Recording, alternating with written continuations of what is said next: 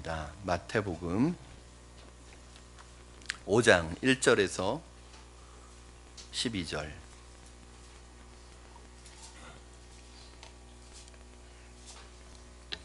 마태복음 5장 1절에서 12절 말씀 우리 한 절씩 교독하시고 마지막 12절 말씀은 합독하겠습니다.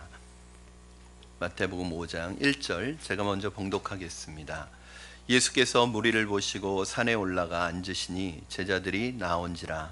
입을 열어 가르쳐 이르시되 심령이 가난한 자는 복이 있나니 천국이 그들의 것이며 애통하는 자는 복이 있나니 그들이 위로를 받을 것이며 온유한 자는 복이 있나니 그들이 땅을 기업으로 받을 것이며 의에 줄이고 목마른 자는 복이 있나니 그들이 배부를 것이며 긍휼히 여기는 자는 복이 있나니 그들이 긍휼히 여김을 받을 것이며 마음이 청결한 자는 복이 있나니 그들이 하나님을 볼 것이며 화평하게 하는 자는 복이 있나니 그들이 하나님의 아들이라 일컬음을 받을 것이며 의를 위하여 박해를 받은 자는 복이 있나니 천국이 그들의 것임이라.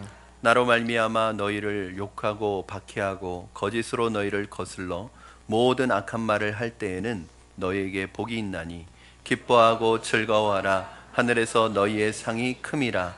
너희 전에 있던 선지자들도 이같이 박해하였느니라. 아멘. 교회를 개척하면서 제가 담임 목사가 되면, 담임 목회를 시작하면 내가 꼭 이 본문 말씀을 설교해보고 강해해보고 싶은 마음이 들었던 성경 본문이 몇 군데 있습니다. 첫 번째는 창세기 말씀입니다. 그리고 두 번째는 로마서 말씀이고 세 번째는 요한계시록의 말씀입니다. 물론 성경 66권이 다 소중하고 귀한데 어떻게 보면 우리 성도님들에게도 큰 영향을 미칠 수 있는 말씀이고 또 설교자에게도 모든 설교자가 한 번쯤은 이 말씀들을 다루고 그것을 공부하고 성도들과 나누고 싶은 마음을 가질 거예요. 창세기는 성경의 첫 번째 책이고 요한계시록은 성경의 마지막 책이고 로마서는 그 중간에 있는 어떻게 보면 창세기와 요한계시록을 아주 연결해주는 책이라고 볼 수 있습니다. 우리 교회에서는 로마서를 한 2년에 걸쳐서 이미 1장부터 16장까지 강해를 했었고요. 창세기는 1장부터 11장까지 원역사를 다루는 부분과 12장부터 시작되는 아브라함의 생애를 25장까지 이미 마쳤습니다. 아마 그 말씀이 강해되고 있을 때 안 오신 분들은 그랬었나 라고 생각되겠지만 벌써 그 아브라함까지 마쳐서 창세기는 한 2분의 1 정도를 마쳤습니다. 그래서 앞으로 기회가 되면은 이삭과 야곱과 요셉 이 인물 강해 중심으로 해서 창세기를 마칠 계획을 가지고 있습니다. 또 요한계시록은 우리 교회에서는 2번 정도 새벽을 통해서 말씀을 강해했습니다.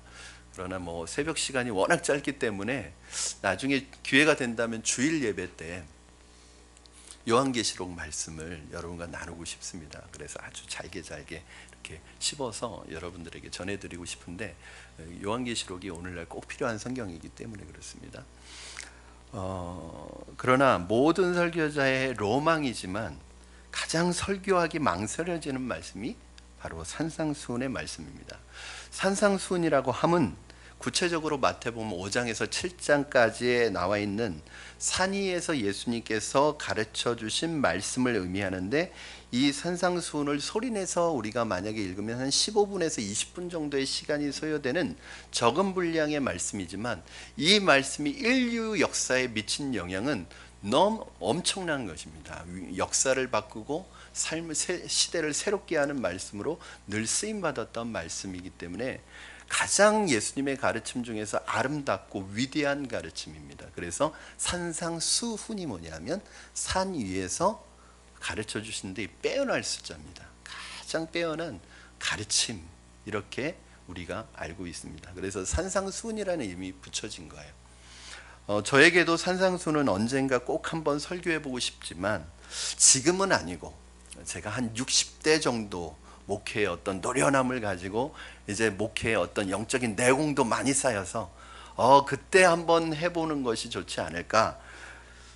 어떤 위치에 올랐을 때 어떤 어떤 자격이 좀 주어졌을 때 산상수훈을 설교하면 되지 않을까라는 생각이 있다가 어느 순간 제 생각이 좀 바뀌었습니다. 만약에 설교자인 내가 어느 위치가 돼서 어떤 단계에 올라서 어떤 경지에 올라서 이 말씀을 설교해야 된다고 한다면 성도들의 입장에서도 이 말씀은 어떤 경지에 올라가야만, 어떤 위치에 올라가야만 들을 수 있고 지켜야 되는 말씀이라고 생각할 수 있기 때문에 그렇게 해서는 안 되겠다. 그렇다. 내가 이 말씀을 온전히 지킬 수는 없을지 모른다. 그러나 내가 완벽해서가 아니라, 완전해서가 아니라 이 말씀을 붙들고 함께 씨름해 가면서 이 말씀을 배워가는 것이 바로 오늘 우리에게 주신 하나님의 음성이 아니겠는가. 예수님의 제자가 되었고 하나님의 자녀가 되었기 때문에, 하나님의 백성이 되었기 때문에 알아야 하고 살아가야 하는 말씀이라는 결론에 이르렀습니다.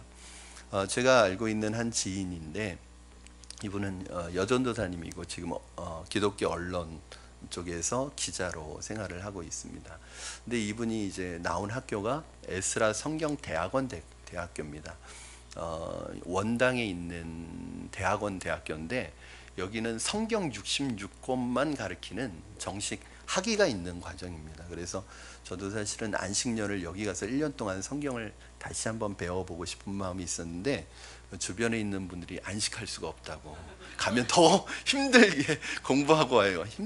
굉장히 힘들게 공부시키는 곳이거든요. 그래서 근데 정말 우리가 원하는 그런 이상적인 곳입니다. 교수 1명당 학생 2명당 교수 1명이 튜터링 제도를 가지고 있는데, 이제 거기에서 마태복음의 국내 최고 권위자이신 양용희 교수님이라는 분이 마태복음을 가르치시는데, 이제 학생들 이렇게 몇 명 둘러 앉아 있고 교수님이 그 강의를 하는데, 이 분이 회상을 하면서 어떤 곳에 그런 글을 올렸어요. 마태복음을 교수님과 함께 나누면서 많이 울었다는 거예요. 왜 울었냐? 수업을 들으면서 그 주옥 같은 이 말씀의 해설을 들으면서 너무 가슴이 벅차고 설레어서 너무 말씀을 듣는 것이 행복해서 울었고, 두 번째는 이 좋은 말씀, 이 아름다운 말씀이지만 이 말씀대로 살아갈 수 없는 내 자신의 연약함 때문에 울었다는 거예요. 저는 여러분, 그래서 우리는 이 말씀을 배울 때 우리가 완전해서가 아니라, 완벽해서가 아니라 이 말씀을 배우면서 함께 울고 함께 씨름하면서 이 말씀을 배워나갔으면 좋겠습니다. 사실 설교자인 제가 내가 지킬 수 있는 말씀만 설교한다면 성경에서 제가 설교할 수 있는 말씀이 얼마나 되겠습니까? 저도 부족한 한 사람의 그리스도인으로서, 어떤 면에서는 여러분보다 더 나을 것이 없는 한 사람의 죄인으로서 이 말씀을 통해 저도 성장하고 이 말씀을 통해서 여러분도 같이 성장하는 기회로 삼으셨으면 좋겠습니다. 그래서 저는 이 말씀이 여러분에게 어떤 또 하나의 부담이 되지 않았으면 좋겠어요. 그리고 산상수훈의 말씀을 우리가 이 시기에, 이때에 봐야 되는 적절한 시기라고 생각합니다. 왜냐하면 오늘날 우리 한국교회 현실을 바라볼 때 이 산상수훈의 말씀이 우리 교회뿐만 아니라 각 교회마다 선포되어지고 가르쳐져서 이 말씀이 우리 성도들의 삶의 방식이 되고 삶의 라이프 스타일이 되고 이 말씀대로 살아가고자 하는 열망이 일어난다면 적어도 우리 한국교회를 바라보는 시선이 달라질 수 있을 것이라고 생각이 듭니다. 교회가 더 이상 세상의 문제거리가 아니라, 교회가 더 이상 세상의 비난의 대상이 아니라 세상에 소망을 주고 꿈을 주고 빛과 소금의 역할을 감당할 수 있다면 이 땅에 하나님의 나라가 임하는 것을 보게 될 것입니다. 오늘날 한국교회의 문제는, 우리 그리스도인들의 문제는, 우리의 문제는 세상과 다르지 않을 뿐만 아니라 오히려 세상보다 더 악하고, 때로는 세상보다 더 이기적이고, 세상보다 더 나만 알고, 세상보다 더 비상식적인 모습이 바로 우리의 문제입니다. 만약에 우리가 이렇게 계속 간다면, 교회가, 그리스도인이 이런 방식으로 계속 간다면 예수님께서 이것에 대해서, 운명에 대해서 미리 말씀하셨습니다. 우리가 오늘 읽지는 않았지만 13절 바로 뒤에 말씀을 보면 이렇게 기록하고 있습니다. 우리 같이 한번 읽겠습니다. 5장 13절 시작. 너희는 세상의 소금이니 소금이 만일 그 맛을 잃으면 무엇으로 짜게 하리요? 후에는 아무 쓸데없어 다만 밖에 버려져 사람들에게 밟힐 뿐이니라. 아멘. 소금이 맛을 잃으면 그 소금은 밖에 버려질 수밖에 없고, 밖에 버려진 소금은 사람들의 발에 밟힐 수밖에 없습니다. 오늘날 교회가 세상 사람들의 발에 밟히고 있는 것은 세상이 잘못된 것이 아니라, 물론 세상이 잘못된 것도 있지만 전적으로 세상의 책임이 아니라 교회가 맛을 잃어버렸기 때문입니다. 교회가 정체성을 잃어버렸기 때문에 그렇습니다. 교회가 하늘나라와 하나님의 나라를 보여주지 못하였기 때문에 그렇습니다. 사랑하는 여러분, 이제 우리가 산상수훈의 말씀을 매주 보려고 합니다. 바라기는 이 말씀이 우리 교회에서 선포되어지는 동안에 우리 교회가 새로워지기를 주님의 이름으로 축원합니다. 여러분의 심령이 새로워지기를 바라고, 여러분이 하나님의 나라가 임하는 것을, 내 심령 속에 하나님의 나라가 통치하는 것을 경험하게 되시기를 주님의 이름으로 축원합니다. 산상수훈의 말씀을 여러분들과 나누려고 할 때 저에게도 부담이고 여러분에게도 부담이 되는 부분이 있습니다. 그러나 이 산상수훈의 말씀은 여러분에게 율법의 짐을 더 짊어지게 하는 것은 아닙니다. 더 무거운 짐을 여러분에게 얻는 것도 아닙니다. 물론 이 산상수훈에 나오는 말씀의 교훈들이 굉장히 높은 수준을 요구합니다. 세상보다 높은 수준을 요구하고, 이교도보다 높은 수준을 요구하고, 어떤 윤리적인 집단들보다도 높은 수준을 얘기합니다. 왜 그렇습니까? 우리가 하나님의 자녀이기 때문에, 세상과 달라야 하기 때문에 하나님은 높은 수준을 요구하십니다. 즉 하나님의 백성의 삶의 방식, 우리가 어떻게 살아가야 되는지를 보여주어야 하기 때문에 높은 수준을 요구합니다. 그러면 이 높은 수준이 우리가 이대로 살아갈 수 있느냐? 이것이 목표가 되면 우리는 이거 또 하나의 짐을 얻는 거예요. 율법의 짐을 얻는 거예요. 그러면서 늘 보면서 읽기는 하지만 부담스럽고, 지킬 수 없는 것 때문에 부담은 되고, 그렇다고 안 지킬 수는 없고, 그래서 안 보게 되고, 그런 마음이 들 수 있습니다. 그러나 여러분 기억하세요. 이거는 여러분에게 짐을 지우는 게 아닙니다. 이대로 살아가는 게 여러분의 목표가 되면 그건 짐이 됩니다. 그러나 그게 목표가 아니라 이거는 하나님의 나라하고 관계가 있어요. 안 될 거예요. 어려울 거예요. 실패할 거예요. 그러면 울면서 가면 돼요. 그리고 우리의 방향을 찾아서 가면 되고, 중요한 것은 여러분의 노력으로 이렇게 살아가겠다고 하고 이걸 목표로 삼는 순간 굉장히 절망스러워질 겁니다. 그래서 어떻게 해야 되느냐? 이건 반드시 하나님의 나라와 연관이 있어요. 우리 마태복음 4장 17절, 이것이 오늘 본문을 접근하는 방법입니다. 마태복음 4장 17절 말씀을 같이 읽겠습니다. 시작. 이때부터 예수께서 비로소 전파하여 이르시되 회개하라 천국이 가까이 왔느니라 하시니라. 아멘. 우리 오늘 5장 1절부터 읽었는데 그 앞장에 보면 뭐라고 나왔냐면, 비로소 예수님이 하나님의 나라를 전파하시는데 회개하라 천국이 가까웠느니라. 천국과 하나님의 나라는 같은 것이거든요. 이 하나님의 나라를 선포하셨고, 그 하나님의 나라의 복음을 듣기 위해서 무리들이 몰려오기 시작했어요. 그래서 5장 그 바로 앞절에 있는 4장 25절에 보면 많은 무리들이 따르니라 그렇게 얘기하고, 5장 1절에 뭐라고 하냐면 예수께서 무리를 보시고 그 복음, 하나님 나라의 복음을 듣기 위해서 많은 무리들이 따라왔는데 그 무리들을 향해서 뭐라고 말씀하시는 거냐면, 오늘 이 산상수훈을 하시는데 이건 그렇기 때문에 하나님의 나라와 관계가 있어요. 무슨 말이냐면, 오늘 5장에서 7장까지 선포되는 이 산상수훈의 예수님의 설교는 바로 하나님 나라의 관계가 있는데, 인간의 삶과 공동체가 하나님의 이 자비로운 통치, 하나님의 나라 안에서 이루어지는 이 통치와 다스림을 받을 때 어떤 모습으로 변화되는지를 보여주는 게 산상수훈의 말씀이라는 거예요. 즉 이렇게 지키는 것이 우리의 삶의 목적이 아니라 하나님의 나라의 다스림과 통치가 우리 안에 임할 때 우리가 어떤 모습으로 변해지고 어떤 모습으로 달라지고 어떤 모습으로 살아가게 되는지를 보여주는 거예요. 그러니까 여러분이 이 산상수훈의 말씀을 대할 때 율법 조항을 다루듯이 하면 실패합니다. 지키고 안 지키고 지키고 안 지키고 이렇게 하면 실패합니다. 어떻게 해야 돼요? 하나님의 통치를 구하셔야 돼요. 하나님의 다스림을 구하셔야 돼요. 여러분이 이 말씀을 듣는 동안에 하나님의 나라가 여러분의 심령에 임하기를 바랍니다. 그리고 그 하나님의 나라 안에서 이루어지는 통치와 다스림이 여러분에게 있기를 바랍니다. 사랑하는 여러분, 산상순의 말씀이 선포되어지는 동안에 저는 여러분이 마음 잡고 앉아서 읽으면 15분이면 읽습니다. 한 주에 한 번씩 이 산상순을 계속 반복해서 묵상하시고 읽으시고 또 새기셨으면 좋겠습니다. 그래서 산상순이 언제 끝날지는 모르겠지만 이것이 끝날 때 이 산상순 마태복음 5장에서 7장의 말씀들이 그냥 내 마음과 머릿속에 충만하게 새겨져서 그 삶을 살아가고 싶은 열망이 저와 여러분 안에서 일어나고 생겨났으면 좋겠습니다. 자, 이제 우리 산상순의 말씀으로 들어가겠습니다. 오늘은 1절과 2절까지만 다룰 것입니다. 이제 다음 주부터 팔복은 구체적으로 다룰 텐데, 자, 1절 말씀 같이 한번 읽겠습니다. 1절 시작.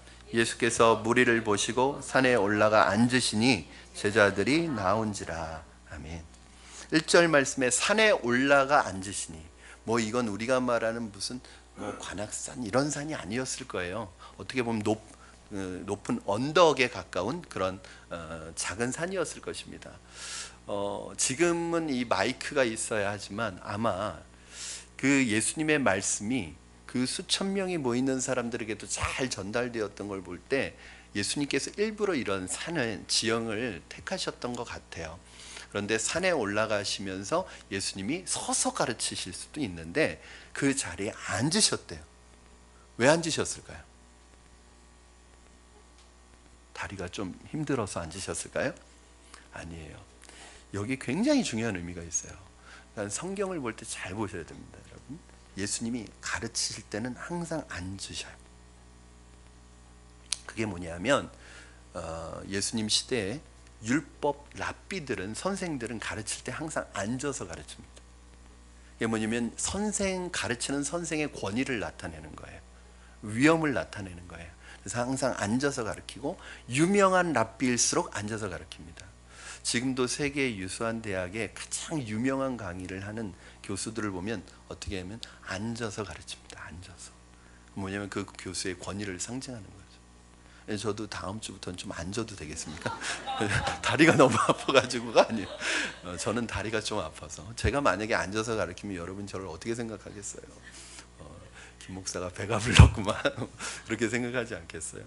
근데 예수님이 이 앉아서 가르치신다고 할 때 이 예수님의 권위, 어떤 권위냐면 여기선 단순히 랍비로서 선생으로서의 권위를 넘어서서 하나님의 아들의 권위를 가지고 가르치시는 거예요. 왜? 이게 굉장히 미묘하게 나타납니다. 성경 속에. 자, 일반 성경을 가르치는 성경 교사 랍비의 권위가 아니에요. 오늘 말씀을 볼 때 이 말씀을 듣던 사람들이 어떤 반응을 보냐면 예수님이 말씀이 권위 있는 자 같다, 이런 느낌을 받아요. 자, 우리 7장 28절 29절 자막을 통해서 여러분 보시기 바랍니다. 이제 이게 산상순이 다 끝났을 때예요. 시작. 예수께서 이 말씀을 마치심에 무리들이 그의 가르침에 놀라니 이는 그 가르치시는 것이 권위 있는 자와 같고 그들의 서기관과 같지 아니함일러라. 사람들이 예수님의 말씀에 깜짝 놀랐는데 이유는 그 가르치시는 것이 권위 있는 자와 같았다는 거예요. 근데 이 권위는 뭐냐면 기존에 말씀을 가르치던 그 말씀 선생들하고는 달랐다는 거예요. 왜냐하면 서기관들과는 다른 권위가 느껴졌는데 그게 뭐냐면 하나님의 권위가 느껴지고 하나님의 임재가 느껴지는 거예요. 말씀 속에서. 여러분, 예수님의 말씀을 듣고 있는 사람들의 표정을 한번 상상해 보십시오. 한번 저는 상상해 봤어요. 눈도 깜짝거리지 않아요. 고개도 돌리지 않아요. 예수님의 표정 하나하나에 반응하기 시작합니다. 예수님의 그 귀한 말씀을 한 구절이라도 놓칠까 봐, 하나라도 떨어뜨릴까 봐 화장실도 가지 않고 참고 아마 막 말씀이 떨어지기만을 기다릴 거예요. 왜냐하면 그 말씀을 듣는데 그 말씀을 들을 때마다 마음속에 막 기쁨과 감격도 일어나고 그 말씀이 얼마나 재미있고 얼마나 하나님의 임재가 있는 말씀이든지 그 말씀 한 구절이라도 떨어뜨리지 않으려고 사람들이 집중해서 말씀을 듣는 거예요. 그러니까 시간 가는 걸 모르는 거예요. 시간 가는 걸 모르고 아마 그 제자들과 무리들이 예수님의 말씀을 다 전하고 났더니 벌써 끝났어. 예수님 말씀이 안 끝났으면 좋겠다. 이랬을 것 같아요. 제가 말씀을 들으면서 말씀 듣는 것이, 설교 듣는 것이 이렇게 행복하구나. 말씀을 들으면서 예수님과 사랑에 빠지고 하나님과 사랑에 빠지는 것이 이런 거구나 하는 것을 느껴본 적이 있습니다. 제가 97년도부터 99년도까지 온누리교회에서 섬겼었는데 그 온누리교회에 가서 처음, 아마 제가 생각하기로는 온누리교회의 영성이 가장 그 클라이막스였을 때가 저는 그때는 이제 서빙고에 딱 한 교회 하나 있을 때였는데 그때가 아니었나 생각해요. 그때 처음 하용조 목사님의 설교를 듣는데 하용조 목사님 설교가 짧지 않아요. 평균 50분이고요. 보통 50분 넘으면 1시간 할 때도 있으세요. 그런데 어떤 생각이 드냐면 말씀 듣는 게 너무 좋아가지고 안 끝났으면 좋겠다. 말씀이 안 끝났으면 좋겠다. 그냥 점심 안 먹으러 가도 되니까 그냥 계속 말씀 전해 주셨으면 좋겠다. 그러니까 말씀이 끝나는 게 싫은 거예요. 다음 주까지 언제 기다리지? 드라마 안 끝났으면 좋겠다 막 이런 게 아니라 말씀이 끝나는 게 너무 아까운 거예요. 다음 주까지 언제 기다리나? 그냥 나 점심 안 먹을 테니까 계속 들려주시면 안 되나? 막 그런 마음이 들 정도로 말씀이 너무 단 거예요. 설교가 끝나는 것이 너무 아쉬웠습니다. 아마도 예수님 앞에서 말씀을 듣던 사람들의 마음이 이런 마음이었을 거예요. 그러니까 여러분 오병이어 사건, 칠병이어 사건 보면 사람들이 배고파도 안 가는 거예요. 집에 말씀 듣는 게 좋아가지고. 그러니까 예수님이 그러시잖아요. 이 사람들 집에 가다가 기진해서 쓰러질 수도 있으니까 그래서 오병이어를 베푸신 거 아니에요? 오병이어 사건을 베푸신 거 아니겠습니까? 저는 여러분에게 설교가 짧게 느껴지기를 바랍니다. 제가 보니까 저는 예수님처럼 실력도 없으면서 설교가 길더라고요. 저는 맞아요. 진심이 본심이 나오셔서 제가 놀랬습니다. 지금 그 반응에 놀랬습니다. 저는 항상 어디 가서 자랑하거든요. 우리 교회 성도님들 이렇게 설교가 근데도 인내하면서 들어주신다. 우리 성도님들 자랑을 엄청 하고 다니거든요. 아마 제가 다른 교회에서 설교하면 쫓겨날 수도 있습니다. 저도 보니까 이게 너무 긴 거예요. 기본 평균 50분이고 1시간 갈 때도 있더라고요. 그 유튜브 영상의 시간을 보니까. 그래서 제가 회개하고 있습니다. 그래서 좀 줄이려고 하는데 이게 제 마음대로 안 되는 거예요. 사랑하는 여러분, 저는 우리 푸른나무교회 예배가 하나님의 말씀이 임재하는 예배가 되기를 주님의 이름으로 축원합니다. 저는 설교를 잘 하고 싶어요. 모든 목회자의 소원 아니겠습니까? 설교를 잘 하고 싶은 것은. 근데 저는 단순히 설교를 잘 하는 것보다 조금 어색하고 어눌하더라도 말씀을 전할 때 그 말씀이 전해지는 말씀 속에서 하나님의 임재가 느껴지고 말씀이 내 안에 임재하는데 이게 사람의 말로 들리지 않고 하나님의 음성으로 내게 들려지고 그래서 그 말씀 앞에 무릎 꿇게 되고 순종하게 되고 눈물 흘리게 되고 그 말씀을 붙들 수밖에 없도록 만드는 하나님의 임재가 있는 말씀을 전하는 설교자가 되고 싶어요. 여러분 기도해 주시고 제가 그러한 종이 될 수 있도록 기도해 주시기를 부탁을 드립니다. 그러므로 오늘 이 산상순의 말씀을 듣는 우리 안에 어떤 태도가 필요한가? 이 앉으셔서 가르치셨다 할 때 하나님의 아들, 하나님의 권위를 가지고 가르치시는 이 말씀을 받을 때 우리 마음속에 겸손한 마음으로 받아야 한다는 거예요. 대부분의 산상순의 말씀을 이렇게 대하는 성도님들의 반응이 그렇습니다. 목사님 그거 어떻게 지켜요? 그거 우리 시대랑 안 맞는 말씀 아니에요? 어떻게, 그건 너무 이상론이지.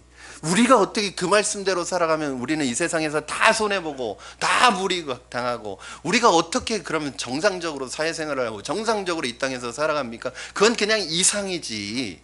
그러니까 우리가 적당히 버무려서 적당히 지키고 살아가겠습니다. 이런 마음을 갖는다면 오늘 하나님의 아들의 권위를 가지고 말씀을 가르치시는 주님 앞에서의 우리의 태도가 바르지 못한 거예요.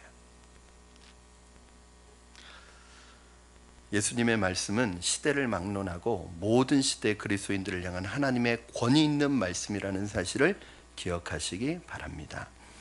오늘 예수님이 가르치신 산상수훈에서 첫 번째 말씀이 뭐냐면 바로 우리가 흔히 말하는 팔복입니다. 팔복. 왜 팔복이라고 이름을 붙였냐면 뭐뭐 하는 자는 복이 있나니, 이 구절이 8번 반복돼서 나옵니다. 그래서 팔복이에요. 이 팔복을 통해 발견할 수 있는 두 가지 메시지는 뭐냐면, 첫 번째, 이 팔복에 나오는 8가지 복의 내용을 보면 다 예수님의 성품을 나타낸다는 거예요. 성품과 관계가 있다는 거예요. 예수님은 이 땅에 오셔서 이러한 성품을 가지고 사셨고 이러한 성품을 가지고 사역을 하셨습니다. 중요한 것은 예수님이 그렇게 사셨다는 것보다 더 중요한 것은 오늘 예수님은 이 성품을 가르치고 계시는 거예요. 즉 예수님의 제자는 어떤 사람이냐면 예수님을 따라가는 사람, 예수님을 닮아가는 사람이에요. 예수님의 성품을 닮아가야 돼요. 오늘 저와 여러분도 이 성품을 소유해야 하고 이 성품을 가져야 한다는 것을 말씀하고 있습니다. 주님께서 말씀하시고자 하는 것은 예수님을 따르는 자는 예수님의 성품을 닮아가야 하고 예수님의 성품을 소유해야 된다. 그런데 이게 가능하겠는가? 그런 의문이 드는 거예요.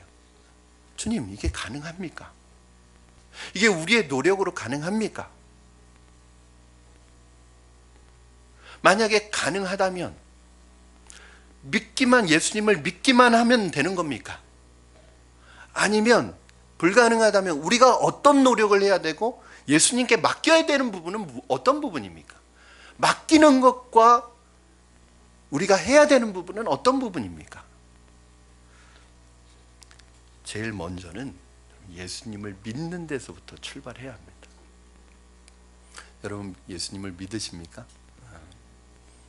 그냥 형식적으로 입술로 믿는 거 말고요, 정말 예수님이 내 영혼의 구세주이심을 믿으시고 예수님이 내 영혼의 주인이라는 사실을 믿으십니까? 여기에서부터 출발하는 거예요. 예수의 생명이, 예수의 DNA가 내 심령 속에 들어와야 우리가 변화가 일어나요. 아들이 왜 아빠를 닮아갈까요? 왜 자녀가 부모를 닮을까요? 간단합니다. DNA 때문에 그렇습니다. 예수의 DNA가 예수의 생명을 통해서 우리 안에 들어올 때 우리의 모습이 예수님을 닮아가고 예수님처럼 변해가는 거예요. 저는 여러분 안에 예수의 생명이 들어가기를 주님의 이름으로 축원합니다. 예수의 생명의 역사가 여러분 안에 있기를 바랍니다. 그래야 우리는 하나님의 나라의 백성으로서 살아갈 수 있어요. 하나님의 통치를 받는다는 것은 다른 말로 하면 말씀의 통치를 받는다는 것이고 말씀을 따른다는 거예요. 말씀의 가르침을 따른다는 거예요.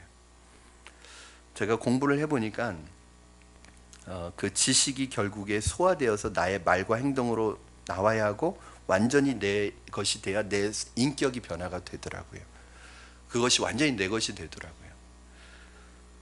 제가 신학 공부를 10년 했습니다. 요즘에는 일반적으로 일반대학 4년 졸업하고 신학대학원 3년 공부하면 목회자가 될 수 있습니다. 근데 저는 학부 4년도 신학을 했고 대학원 3년 목회학 석사도 신학을 했고 2년 신학 석사도 신학을 했어요. 10년 동안 공부한 거예요. 그리고 다른 총신하고 웨스트민스터를 편입해서 또 1년씩 다녔어요. 총 11년을 신학 공부한 거예요. 근데 나중에 제가 그런 생각이, 이제 공부 안 해야겠다. 이게 함정이더라고요. 내가 어떤 과정을 계속 밟아나가면 그 지식이 내 지식이 되는지 착각한 거예요. 그런데 공부를 계속하고 있으니까 그걸 써먹을 시간이 없는 거예요. 그것을 내 것으로 만들 시간이 없는 거예요. 계속 배우기만 하는 거예요. 그런데 착각하는 거예요. 내가 계속 배우고 있으면 그게 내 건 줄 아는 거예요. 그런데 그것이 내 것이 되고 내 걸 만들고 그것을 내 삶 속에서 실천하지 않으면 그건 내 것이 되지 않거든요. 그래서 어느 순간부터 난 공부 안 한다. 신학 공부는 더 이상 안 한다. 그리고 그동안 배웠던 이 신학의 툴을 가지고 이제 말씀을 내가 직접 연구한다. 그런 생각을 가졌어요. 여러분, 어떤 지식이든 그렇습니다. 하나님의, 예수님의 말씀, 이 가르침을 한 번 듣고 흘려버리고 오늘 이 문을 나가면서 잊어버린다면 절대로 그 말씀은 여러분을 변화시킬 수 없습니다.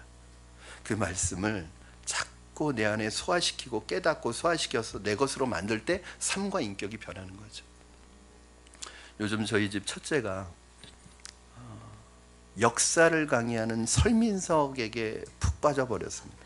워낙 역사를 좋아하고 역사를 막 설명하거든요. 저한테도 계속, 제가 옆에 앉으면 계속 이 역사를 설명해서 제가 자꾸 자리를 피하고 그러거든요. 왜냐면 이게 한두 번이죠. 역사 강의를 저는 집에서 매일 듣고 있어요. 그런데 그러다 보니까 이 아이에게 있어서 이 설민석이 자신의 롤모델인 거예요. 저는 이렇게 설민석이라고 말하잖아요. 근데 얘는 한 번도 본 적도 없고 늘 TV로만 보는데 항상 설민석 선생님께서 이렇게 얘기를 해요. 아빠, 설민석 선생님 이렇게 얘기를 하는 거예요. 그래서 이 아이가 그 설민석의 강의나 그 TV에 나왔을 때 보면 그냥 눈에서 꿀이 떨어지는 거예요. 꿀이 막 집중해서 보느라고. 그러면서 항상 설민석 선생님 그러는 거예요. 샘이 나더라고요.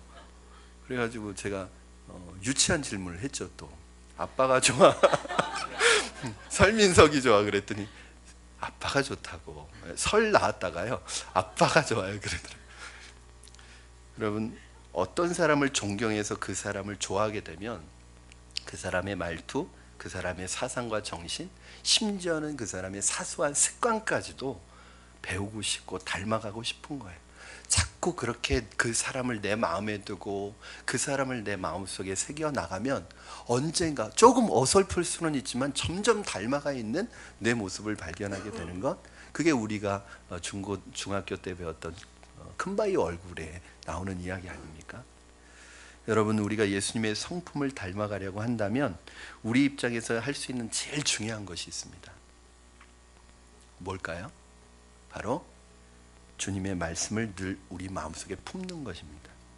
저는 이 산상순의 말씀이 강해되어지고 선포되어지는 동안에 이 말씀을 자꾸 묵상하시고 암송하시고 자꾸 내 마음속에 품고 읽고 생각하셔서 이 기간 동안에 여러분 마음속에 예수님의 성품이 묻어나기를 주님의 이름으로 축원합니다. 우리는 주님의 말씀을 우리의 삶의 깊은 곳으로 가져가야 합니다. 말씀을 묵상하고 그 말씀이 결국에는 우리의 성품을 변화시킬 수 있도록 내 자신을 말씀의 통치 앞에 내려놓아야 합니다. 그러면 우리는 우리 자신도 모르는 사이에 주님을 닮아가고 있다는 것을 발견하게 될 것입니다. 이게 바로 산상수훈이에요. 율법이 아니란 말이에요. 여러분, 율법과 복음의 차이가 뭔지 아십니까? 이거 구약 성경대학 때 다 가르쳐 드렸어요. 어떤 분들은 율법적으로 신앙생활해요. 이런 분들은 신앙생활에 기쁨이 없어요. 왜? 똑같이 하나님의 말씀이에요. 하나님의 말씀이 나쁜 건 아니에요. 근데 어떤 분은 율법적으로 지켜요. 어떤 분은 사모함으로 지켜요. 그러니까 율법적으로 신앙생활하는 분들의 특징은 신앙생활이 살얼음 걷는 거예요. 늘. 이게 못 지키면 어떡하지? 지키면 어떡하지? 그러면서 행복하지가 않아요. 신앙생활이. 하나님한테 맞으면 어떡하지? 그러니까 율법을 지키는 사람들이 처음에부터 그런 건 아니에요. 다 주님을 사랑하는 마음으로 시작한 거예요. 근데 나중에 이게 습관화되고 고정화되면 그 다음부터는 하나님 앞에 맞지 않으려고 신앙생활을 하는 거예요. 하나님 이렇게 하면 치시지, 하나님 이렇게 하면 싫어하시지, 맞지 않으려고 신앙생활을 하니까 신앙생활에 기쁨이 없어요. 근데 복음이 뭐냐면 그 말씀을 지키는 게 목적이 아니에요. 사랑하는 거예요. 여러분, 그런 거 있잖아요. 사랑하면 그 사람이 원하는 대로 살고 싶잖아요. 식성도 바뀌더라고요. 그 사람이 좋아하는 거 하고 싶고 그 사람이 싫어하는 거 안 하고 싶어져요. 사랑하니까 하는 거예요. 다른 사람이 볼 땐 말도 안 돼. 그거 왜 하니? 사랑하니까 하는 거예요. 사랑하면서 하면 하나도 안 힘들어요. 신앙생활이 기뻐요. 행복해요. 짐이 아니에요. 부담이 아니에요. 만약에 여러분이 예배 나오는 게 어느 순간부터 부담이 되었다면 지금 우리 신앙이 사랑으로 하고 있는 게 아니에요. 여러분이 어느 순간부터 기도하는 게 부담이고 짐이 되었다면 나는 지금 율법적으로 하고 있는 것일 수 있어요. 여러분 안에 이 주님의 사랑이 깊게 배어져서 여러분을 통해서 그 사랑이 흘러 넘치기를 주님의 이름으로 축원합니다. 그게 산상수훈이에요. 그게. 두 번째, 팔복의 의미 두 번째 말씀드리면서 마지막으로 여러분에게 마무리합니다. 그러나 지금 끝나는 건 아닙니다, 여러분. 두 번째는 이 8번 반복되는 이 복이 있나니 여기가 굉장히 중요한데 이게 감탄사예요. 즉 무슨 말이냐면 복이 있나니의 헬라어 원어가 마카리오스라는 단어를 쓰는데 이 마카리오스라는 단어를 써서 이 감탄사로 표현을 하면 이런 뜻입니다. 행복이요. 심령이 가난한 자의 행복이요. 심령이 가난한 자는 행복하나니 그런 말이에요. 그런데 이 마카리오스라는 이 단어는 행복이라는 단어인데 이게 인간의 행복, 인간적인 행복이 아니에요. 신적 행복, 하나님의 행복, 예수님의 행복이에요. 이 행복을 지금 가르치시고 계신다는 건 무슨 뜻이에요? 내 행복, 인간적인 행복이 아니라 내가 느끼는 행복, 내가 가지고 있는 행복을 너희에게도 주고 싶다는 거예요. 나는 심령이 가난할 때 행복하단다. 너희도 심령이 가난하기를 원한다. 그러면 정말 너희는 행복한 삶을 살아갈 수 있을 거야. 이렇게 가르치고 계시는 거예요. 예수님은 육신을 입고 세상에 계실 때 육신적으로 고통스럽고 때로는 힘겨운 삶을 사셨습니다. 예수님의 일생을 보면서 누가 예수님이 행복하셨다고 말할 수 있겠어요? 그러나 예수님은 그러한 고난 속에서도 그러한 고통 속에서도 행복하셨습니다. 행복을 잃지 않으셨습니다. 오늘 우리가 이 세상 살아가면서 이 예수님이 소유한 행복을 소유할 수 있다면 우리는 세상에서 가장 행복한 사람이 될 줄로 믿습니다. 세상에서는 부자가 되어야 행복합니다. 기쁘고 좋은 일이 있어야 행복합니다. 큰 소리 치며 살아야 행복합니다. 남들보다 더 누리고 가져야 행복합니다.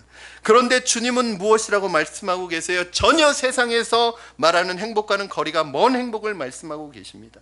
너희가 나처럼 행복하기 위해서는 이렇게 해야 된단다 말씀하고 계십니다. 이게 진짜 행복이라는 거예요. 너희가 행복이라고 알고 있는 것은 다 가짜 행복이라는 것입니다. 많이 가지고 많이 누리고 많이 소유하고 세상의 권력과 힘을 가지고 남들 위에 올라가고 유명한 사람이 되면 그게 행복인 줄 아는데 얘들아 그거 가짜 행복이다. 너희가 행복이라고 알고 있는 것은 다 가짜 행복이란다. 여러분 행복은 어떤 분이 그런 말을 했습니다. 행복은 우리 안에서 발견하기 쉽지 않다. 그러나 우리 밖에서 발견하는 것은 불가능하다. 우리 안에서 행복을 찾기는 참 쉬운 일은 아니에요. 그것도 어려운 일이지만 밖에서 행복을 찾는 건 불가능한 일이래요. 무슨 말인가 하면 행복이라는 것이 어떤 외부적인 요소 때문에 오는 것이 아니라는 거예요. 그럼에도 불구하고 사람들은 이 외부에서 행복을 찾습니다. 자기 밖에 있는 어떤 것을 통해서 행복이 온다고 믿고 있습니다. 하지만 행복에 대한 이런 헛된 믿음을 통해서 행복해진 사람은 저는 본 적이 없습니다. 만약 이것이 사실이라면 선진국으로 갈수록 사람들은 행복해져야 됩니다. OECD 국가는 다 행복해야 됩니다. 그런데 이상한 것은 여러분 통계적으로 선진국에 사는 국민들일수록 수면제 복용이 많고 선진국에 사는 국민들일수록 자살률이 높고 진정제를 많이 먹고 진통제가 없이는 살 수 없어. 많이 가지고 있는 사람일수록 행복하다면 왜 부자들은 늘 불안하고 성공한 사람들은 왜 두렵고 유명한 사람들은 정신적인 장애를 앓게 되는 것일까요? 바로 이런 현상들은 자기가 원하는 것을 다 손에 넣어도 그것이 행복을 가져다 주지 못한다는 것을 우리에게 보여주고 있습니다. 사랑하는 여러분, 우리는 다 행복하기를 원합니다. 행복할 권리가 있습니다. 하나님께서도 우리가 행복하기를 원하실 것입니다. 그런데 주의하시기 바랍니다. 속지 마시기 바랍니다. 마치 우리에게 이러한 행복을 가져다 주는 것처럼 유혹해서 결국은 우리를 절망과 세상의 노예로 만들어버리는 가짜 행복이 있다는 거예요. 세상은 우리에게 행복을 줄 수 없습니다. 심지어는요, 죄도 우리에게 잠깐 행복을 주긴 합니다. 쾌락을 줍니다. 그러나 그 쾌락에 넘어가기 시작하면 우리 인생은 멸망으로 우리를 안내하는 안내자입니다. 쾌락이 우리에게 행복을 주지 못합니다. 돈이 우리에게 행복을 주지 못합니다. 명예나 권력과 인기가 우리에게 행복을 주지 못합니다.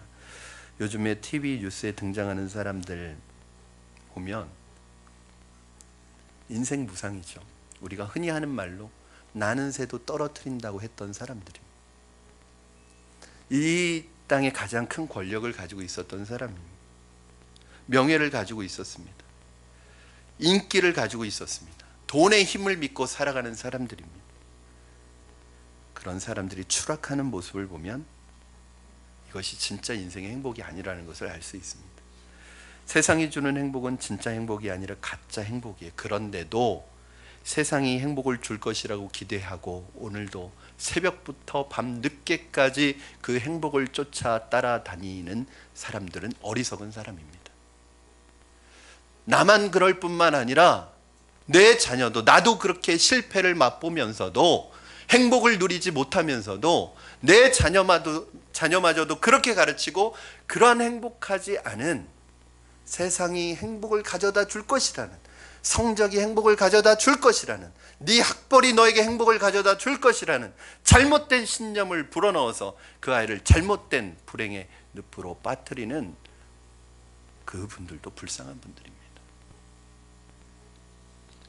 오늘 예수님께서 이 팔복을 통해서 이렇게 말씀하시는 것입니다.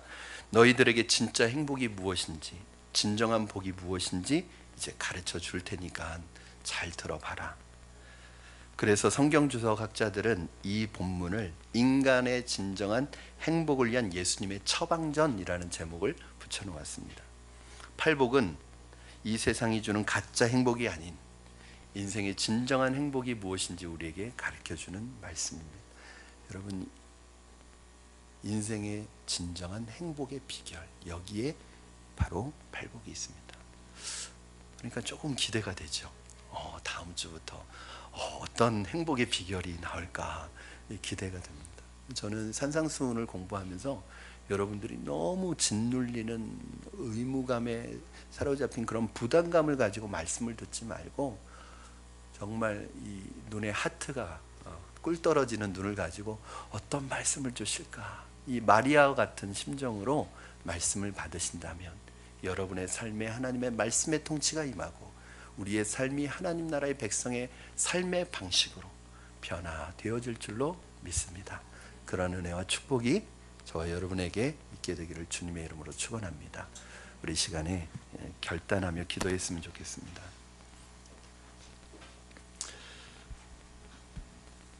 살아계신 하나님, 우리 이렇게 기도하시겠습니다. 하나님, 산상수훈의 말씀을 우리가 또 우리 교회가 묵상해가는 동안에, 듣는 동안에 우리 안에, 우리 교회 안에 회복과 치유가 일어나게 하여 주시고, 무엇보다도 하나님의 나라에 대한 열망이, 사모함이 일어나게 하여 주시옵소서.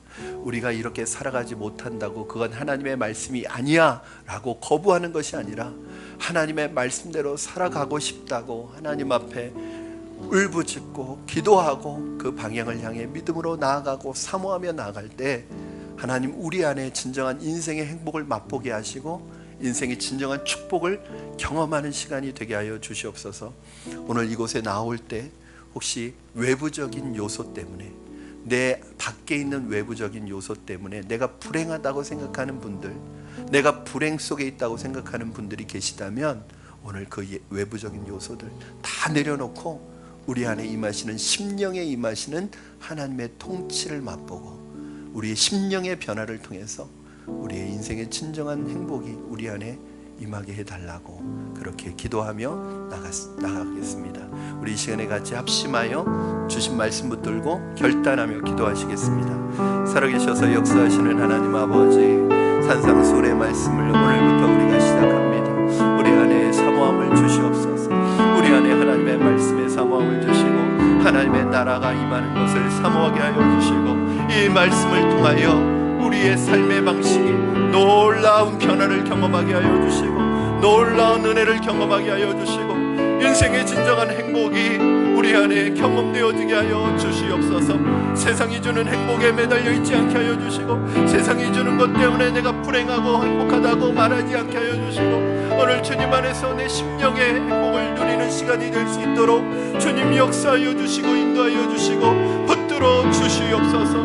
아버지, 오늘 하나님 내 외부적인 요소 때문에 불행하다고 느끼고 이 자리에 온 성도들 있다면 오늘 이 시간에 예수 그리스도의 말씀의 은혜가 그들에게 들어가서 하나님 불행은 사라지게 하여 주시고 심령이 변화됨으로 말미암아 주님이 주시는 기쁨과 주님이 주시는 행복을 맛보는 시간 될 수 있도록 주님 도와주시고 역사하여 주시옵소서. 주님, 살아계신 하나님 아버지, 산상수훈을 들었던 그 시대의 그 사람들의 마음으로 하나님 산상수훈의 말씀을 우리 안에 듣고 사모할 때 이 말씀을 통하여 우리 안에 심령에 새롭게 되는 변화가 일어나게 하여 주시고 주님이 주시는 진정한 축복과 행복을 누리고 경험하는 시간이 되게 하여 주시옵소서. 하나님의 가르침, 주님의 가르침을 마음속에 품고 날마다 묵상하고 이 말씀 붙들고 살아갈 때 우리의 삶 속에서, 우리의 모습 속에서, 우리의 인격 속에서 예수 그리스도의 성품이 드러나게 하시고 예수 그리스도의 모습이, 향기가 드러나는 우리로 변화되어질 수 있도록 주님 축복하여 주시옵소서. 오늘 이 자리에 나올 때 특별히 내 마음에 아니라 내 외부의 어떤 요소와 어떤 일 때문에 내 인생이 불행하다고 생각하고 내 인생이 비참하다고 생각하는 그러한 성도님들 계시다면 오늘 외부적인 것이 우리의 행복과 불행을 결정하는 것이 아니라 오늘 우리의 심령에 하나님의 말씀의 통치와 다스림이 임할 때 진정한 인생의 행복을 맛볼 수 있음을 기억하고 오늘 말씀으로 다시 한번 회복하는 은혜가 있게 하여 주시옵소서. 세상의 염려와 걱정, 근심 다 내려놓게 하시고 오늘 주님의 말씀으로 회복되게 하시고 새로워지게 하여 주시옵소서. 예수님의 이름으로 기도하옵나이다.